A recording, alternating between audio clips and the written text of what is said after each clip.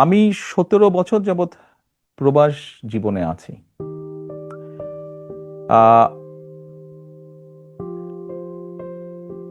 111 তথাকথিত 111 সরকারের সময় যেই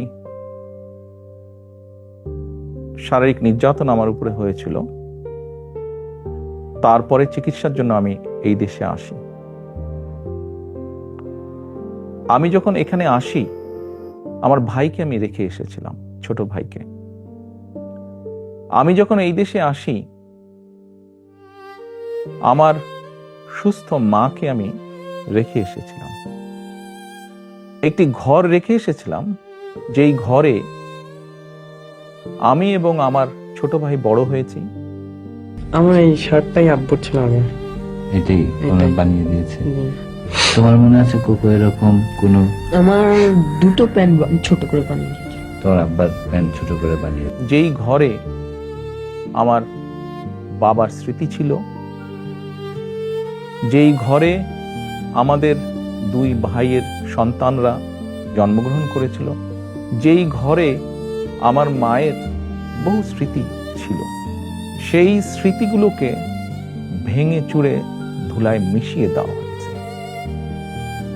যে ভাইকে আমি রেখে এসেছিলাম, সেই ভাই এখন আমি নেই। যেই সুস্থ মাকে রেখে এসেছিলাম, সেই সুস্থ মা এখন সুস্থ নেই।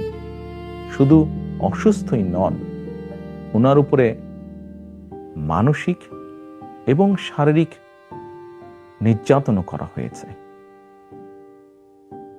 আমি আমার পরিবারের যে কাহিনী আপনাদের সামনে তুলে ধরলাম,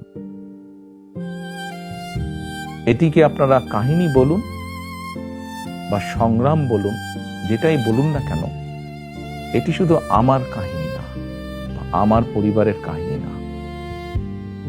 এরকম কাহিনী বাংলাদেশের শত না হাজার হাজার পরিবারের, বা যেই পরিবারের বাবা, যেই পরিবারের ভাই, যে পরিবারের স্বামী, তার ঘর বাড়ি ধ্বংস করে দেওয়া হয়েছে, হ্যান্ডকাফ পরা অবস্থায় হাসপাতালের বারান্দায় মারা গিয়েছে, তা না হলে হ্যান্ডকাফ পরা অবস্থায় জেলের ভিতরে মারা গিয়েছে,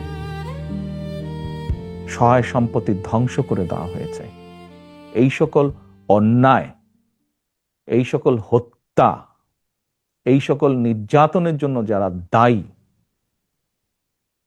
যারা এসবের হুকুম দিয়েছে, তাদের প্রত্যেকের বিচার হতে হবে।